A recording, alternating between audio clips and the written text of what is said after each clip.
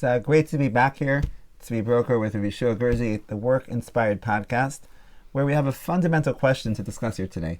And it's really coming off of what we've been talking about in these conversations about how to make these decisions of what financial type of lifestyle we want to live. And we've been speaking about how Hashem in the Torah speaks positively about living a life of financial comfortability. Not that we just have just what we need, but we have abundance and we have more.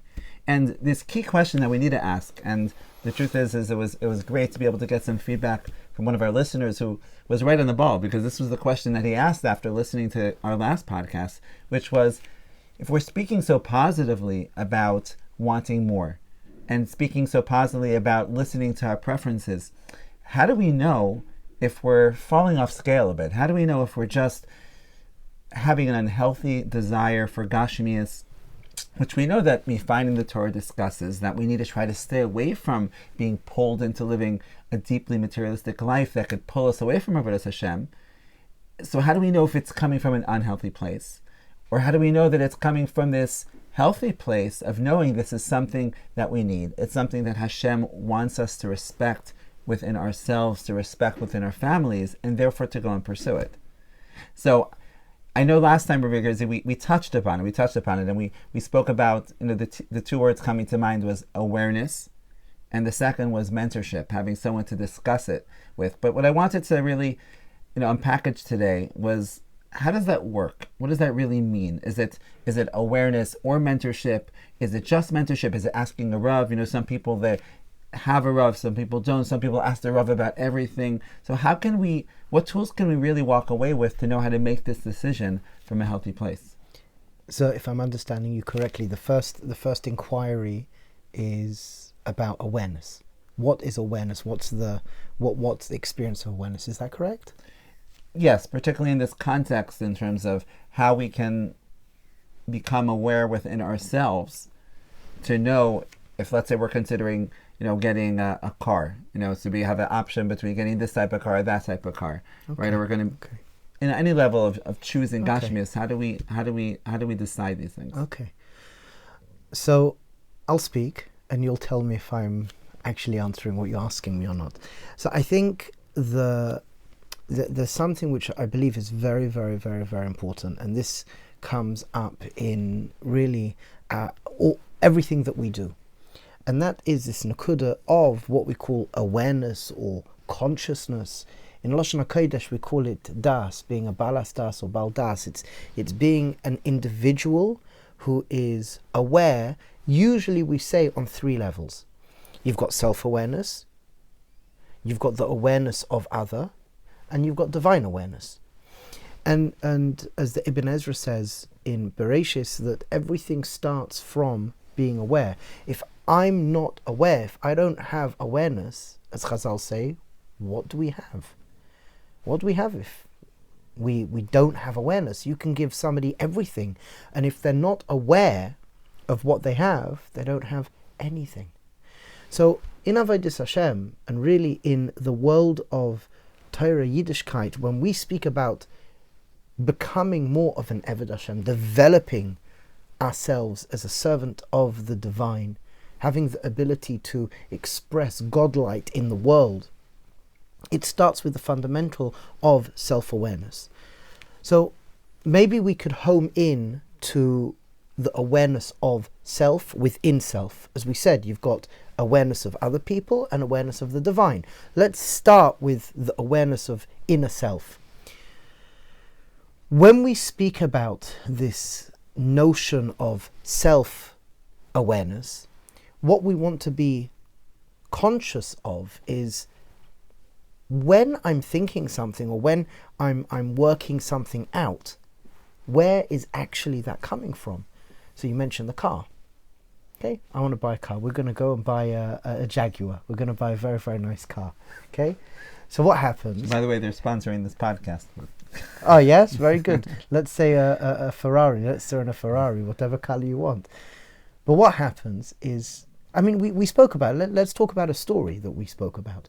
There's a Yid. He wants to buy a watch. And he's a person of means. Does he buy the $5 watch Or does he pay the $5,000 watch? Which watch does he buy? And how do you come to know which watch you should buy? So you mentioned the two words, awareness and mentorship. So what happens is like this. Maybe we can suggest that I want to buy a watch, and I want to buy the $5,000 watch because that's what people buy in the community. Okay, is that wrong or right? Or, 1 minute, if I buy that $5,000 watch, even though I can buy it, maybe people would look at me a funny way. You know, it's not the avodah of a bal avodah, a person who's trying to work on the spirituality. They buy a $5 watch, not a $5,000 watch.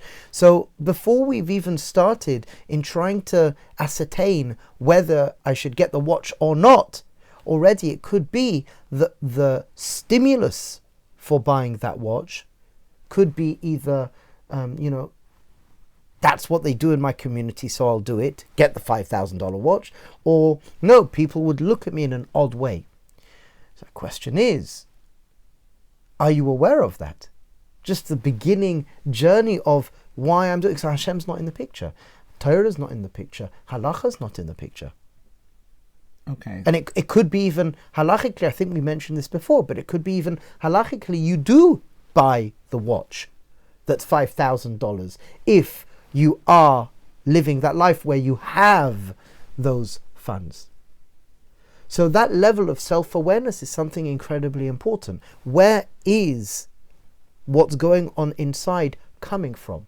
Is it positive, negative, healthy, unhealthy? So does that start the journey of what we're speaking about here, what you asked me? Yeah, what I'm hearing is that, let's just say, a person's making a decision. They're going to be upgrading their kitchen. So there's various different levels of what they're going to be doing. Whether they're just going to, change the cabinets, they're going to do construction. Right? And the question is, how much is a person going to spend? Yes. So what I'm hearing is that when a person's making that decision, which externally could be seen as, am I focusing more on Gashmias, right, and materialism, or am I focusing less? What the question that really needs to be asked, and the internal process needs to take place, is a person asking themselves and becoming aware within themselves, why do I want this, right? And listening and becoming aware of what's really the deeper motivation. Yes, exactly. But how does a person really tap into that? Because there could be different thoughts that are coming up. It could be, and the question is, are those thoughts that are coming up, maybe they're not our own, right? Maybe these are things that maybe we've heard about, what other people are saying. I know for myself, if I try to ask myself a question, sometimes there could be lots of different thoughts that are coming up in my head. So how are we able to really use awareness in a way that it's going to get us to a place of clarity? Okay. I'm going to suggest something or I'll ask a question. Do we ever know really if something's healthy or unhealthy? Do we ever know whether something's mamash l'shem shamayim or not? Do we ever really, really know? Do we know if the stimulus for that really nice particular something, and I can give all the best logical answers, I can give all the right answers, and maybe it's wrong? Do we ever really, really know? I would suggest that we don't know. I would suggest that there's a whole question to begin with. Do we know? And the answer is, I don't know if we know. I don't know if we know. Okay, so what we can do is we can reflect. So we could start by reflecting. We can ask questions and just become aware within myself what I think could be the stimulus for it. That's number one. That's why as well we have a mentor, a Rabbi, somebody who I go to, which we'll speak about in a minute. But first, it's to stop. And it's to realize, you can ask yourself, why do I want this kitchen? Or why do I want this 50,000 shekel kitchen when I can get a 30,000 shekel kitchen? And you could sit with a pencil and paper and you could just notice what comes up. You could start to notice what comes up. If I want to buy that car, that watch, if I want to buy whatever it may be, I could sit with a pencil and paper and I can just do a reflexive exercise. Why actually do I want this? Which one should I get? And what? Just listen to yourself. Listen to yourself. There is a probability that you will get internal communication. And this is a reflexive exercise that we do, which we label habata in our journeying. So the point is that first is to ascertain I wouldn't even say, is it right, is it wrong? Before that, it's just to notice what's actually going on inside. Once you can write down and you have a language to work with what's going on inside, then you can formulate a question. Then you can start to create a language within yourself in order to communicate it. But first, simply, what's going on when I mention this particular thing? So say, for example, it is the watch. What's going on inside of me? What are the voices I hear? What's the imagery that comes up? And just write. You could write down just to create. It could be, if you're speaking about the kitchen, could be you're happy with the 10,000 shekel kitchen, but then you have, the wife that comes along and says, no, we're getting the 50,000 shekel kitchen.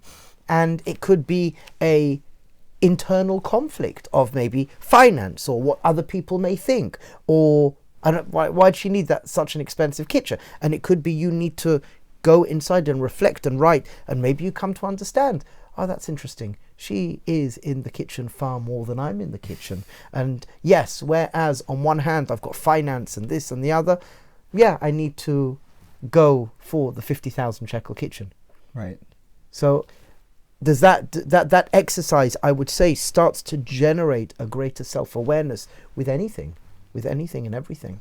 I see. Okay. So what I'm hearing is that if we get ourselves to a place where we'll just quiet our mind and listen, putting aside, this objective right or wrong, we're developing I guess a methodology of trusting that by listening to ourselves internally, we're going to become aware of what's really driving those desires that we have. Yes. And then from there, that gives us a playing ground of being able to assess, is this something that, therefore, I should make the decision, yes, to upgrade, or this is something which I realize within myself that it's really something that I don't need, or it's kind of... So we go to our wants and needs. Then we could figure out. Once I figure out actually what's coming up, then I can, second stage, I can start to, oh, that's interesting. I can explore what I've written down.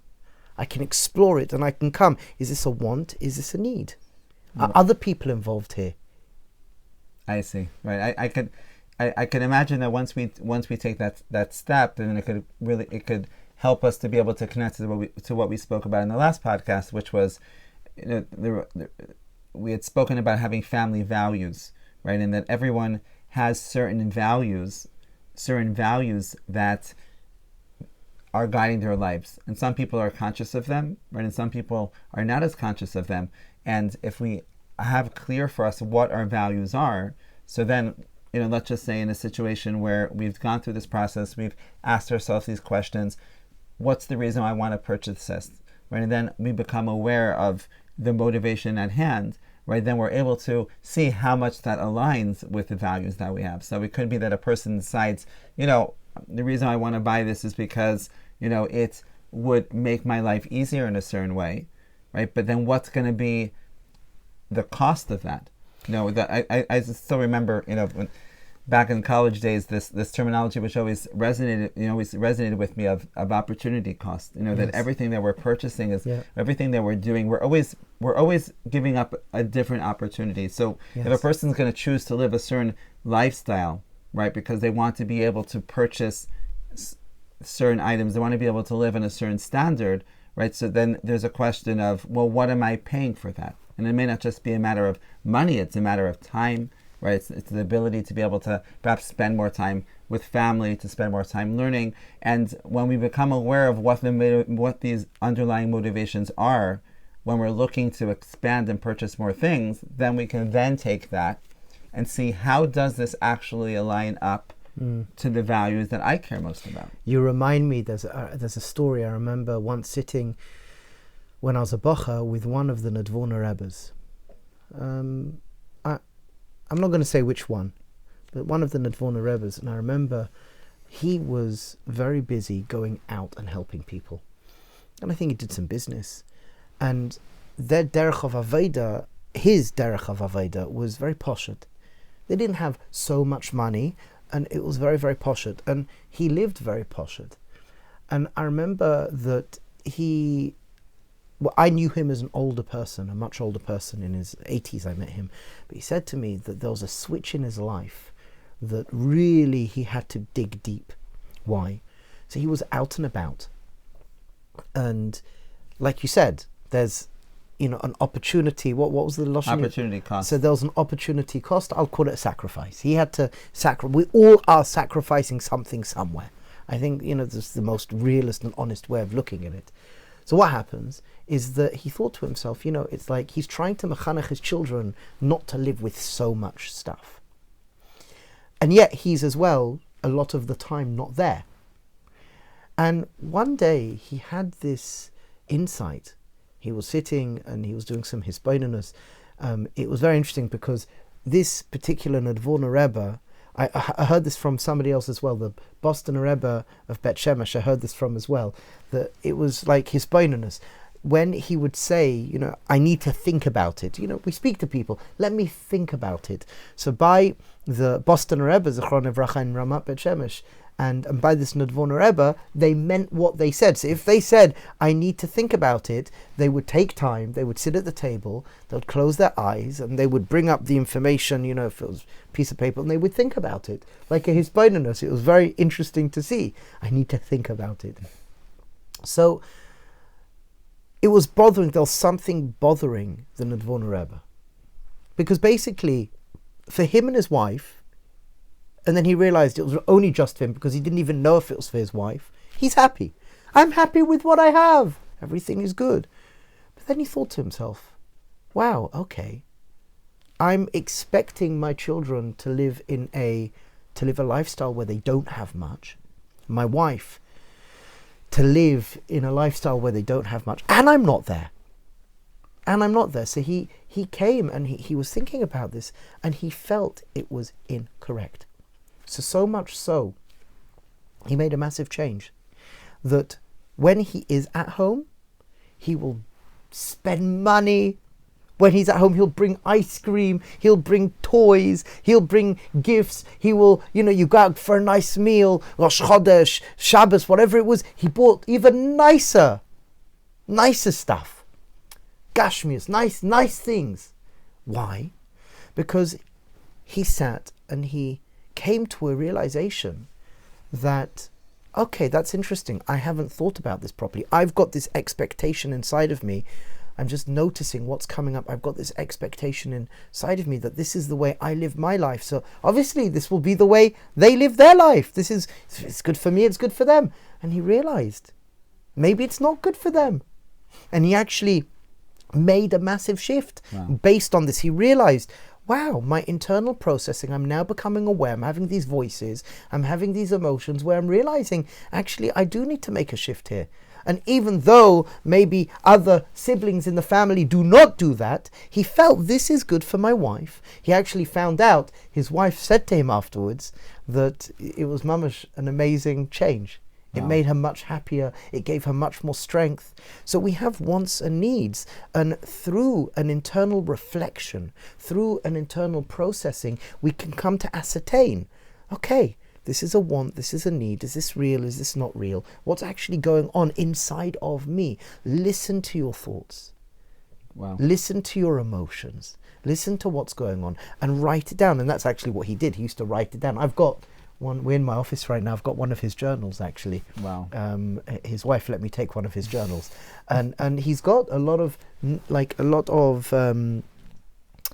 journaling things inside. It's very fascinating. Wow. It's a very powerful story that, especially that highlighting the fact of that we were talking about last time, that it could be that for ourselves personally we may have one standard, but recognizing and deeply respecting the other people in one's family. Yes. But I have a question, because one thing that I've tried for myself, when I've been trying to do these avodas and these exercises within my own life, is that quieting the mind, asking myself these questions. Sometimes I've asked it in a different way, which was, if I wouldn't have this right now, if I wouldn't be able to, if I wouldn't be able to move apartments, if I wouldn't be able to buy this, right? If I would, whatever it might be, what would that mean for me? Beautiful. What would that mean for me? And seeing what comes up, because it's been very insightful for me, just to be able to understand what's really behind this ratzon, what's really behind this desire for this item, because what would be lost, what would the cost be if I didn't have it? And one of the things that sometimes come up, I'll be honest and share, is in certain situations, is that if I wouldn't be able to have this, right, or if I would decide to let go and not to be able to get that it would cause me to feel a bit embarrassed. And it could cause me to feel a bit embarrassed with my friends, in my social circle. And I think this is I'm sharing it my own personal experience, but it's something which is very real, because I believe that it's something which really is what's driving social circles. When people live in certain communities, right, and will decide to live in certain neighborhoods where there are certain social norms. And if a family would be living in, out of town, they might be what they're doing and the way that they're living and the size of their house and the car that they drive would be the social norm, and everyone would be happy and the kids would feel, like they fit in. And then if they decide to move to a different neighborhood, into a different city, and live on that same standard of living, right, suddenly they become the poor people. Yes. Right? Suddenly they become the people that, and then those children that seem to be happy, or the spouses seem to feel, on the same level with their friends, suddenly it's like, well, now I feel like I'm lacking. And it's an interesting question, when it comes to when we are honest with ourselves and realize, hey, maybe there's something that I want in my life right now, right? That it's the reason why I want it is because to avoid feeling embarrassed. How much do we say, well, work on it? That's coming from insecurity. And how much do we say, wait, there's a concept in the Torah, is kavod abrius. Kavod abrius, we know it's doicha thing. It's doicha things that we say. If a person's going to feel embarrassed, if a person's going to, go out and he's not going to feel strong within himself, that would be enough of a reason to buy it, even though it's not l'shem shamayim. We spoke about l'shem shamayim. Like, I want to get this because it's going to help me to serve a Kadosh Baruch Hu. It's going to, dira no'eh. We spoke about. That's beautiful. That's beautiful. And sometimes when we go through this exercise, we'll realize that that's what our motivation is. But what happens if we're honest with ourselves? And that's what we want to do here, is to be honest with ourselves. And we realize it's coming from some level of not wanting to feel embarrassed. Then what? Do we still sometimes buy it? Yes.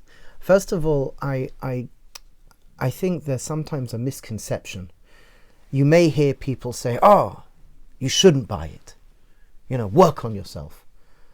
I don't think that's always true. Sometimes, when I speak to people and they ask me about places to live, I always bring up the reality. Wherever you go, there's standards and there's practices and there's rituals wherever you go. So, Lemashal, give you an example. I mean, within our community, there's a very important point to respect the place where you are. So, Lemashal, if you're in a yeshiva and they do certain particular things and you disagree with it, you should mevatel yourself to the yeshiva's hashkafa, so to speak. And it's the same with the community. Sometimes what you are to do is, so I have to do this. So I think sometimes people are very clear cut and they put themselves in a situation where, even though they know it's not l'shem shamayim, they should still do it. And you should be aware where you put yourself. You should be aware, like somebody came to ask me that in yeshiva, and in the yeshiva they all wear a black hat. And he doesn't want to wear a black hat, but he loves the learning there. And I spoke to him, and we had a long conversation. And the Metzias is, you're in a yeshiva where this is the way they function. You are going to be the Balgaiva. You're going to be the odd one out. Oh, but it this and that and the other. I remember when I was in yeshiva, it was a funny thing. When I was in yeshiva, Shacharis, and I know I'm not the only one that experiences this, but Shacharis. So I've got my tefillin on, and then I have to have my hat perched at the back of my head. I do not think I davened at all with kavana in yeshiva. It was like, oy vey.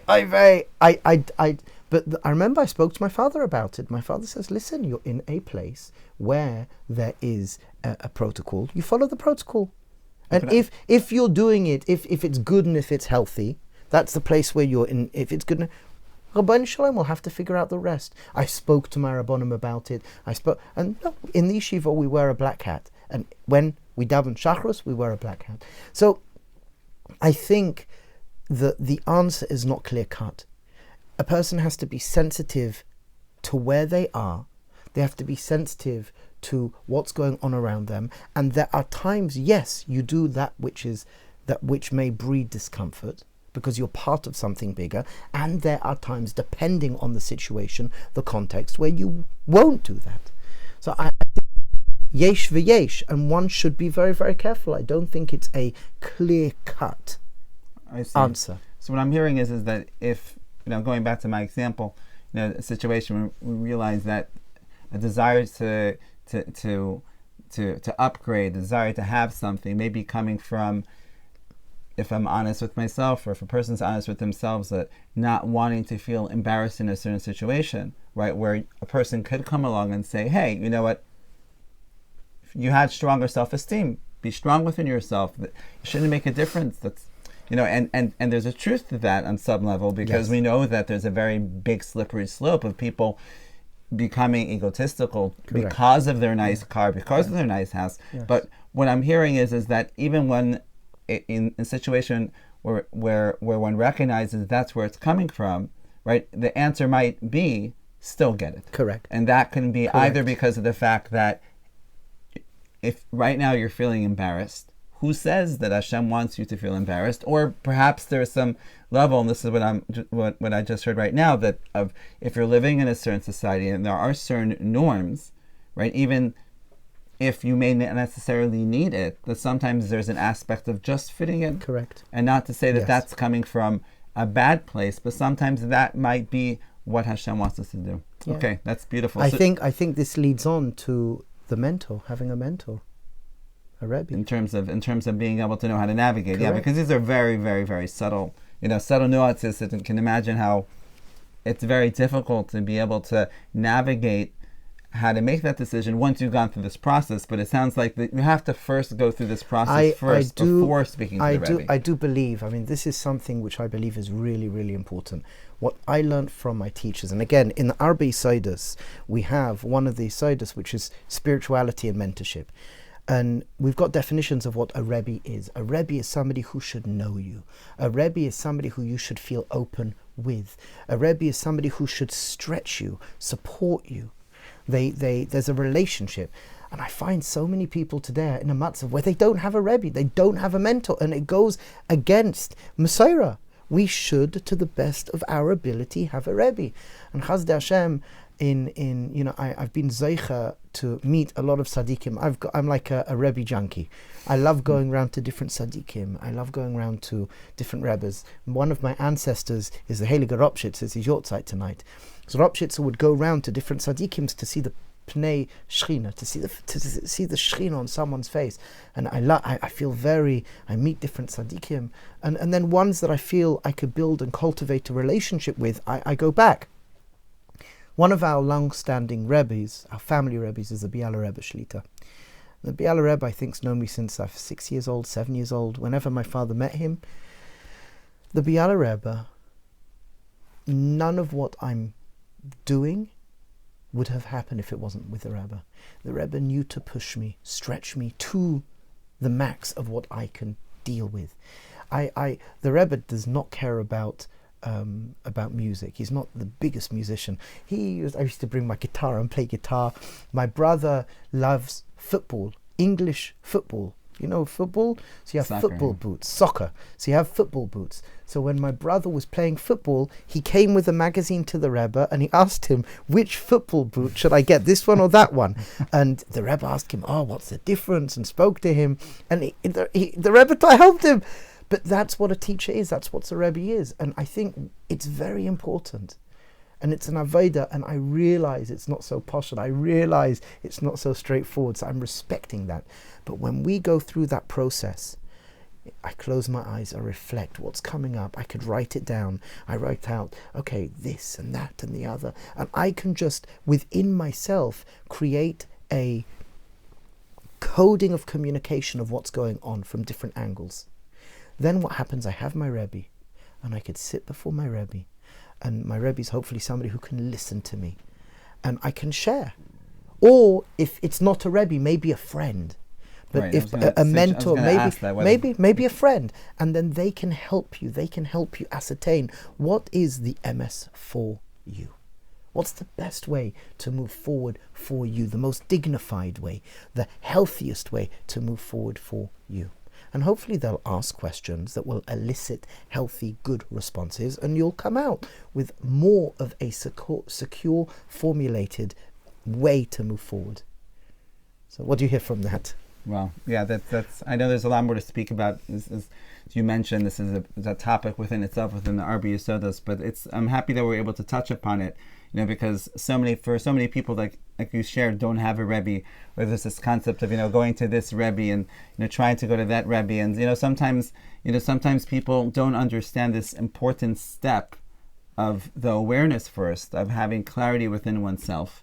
And, together with that awareness and again, mentorship, what we've seen today is that we have the ability. We need to trust ourselves. There is an element of self-trust that needs to be cultivated. Yeah, self-esteem and confidence. And have a relationship with ourselves, that we can be able to listen to ourselves and become aware of what are these desires. Where are these desires coming from? And as we've seen, is that sometimes they may sound more l'shem shamayim, sometimes they may sound less l'shem shamayim, and it's okay. Even if they are, that doesn't necessarily mean that we shouldn't go. In context, it could be a derech Hashem to do something lo lishma. Right, and we see a person should always do something lo lishma could bring them to lishma, and that definitely applies when it comes to making financial decisions. Thank you very much. It's been beautiful. Looking forward to continuing the conversation. Amen.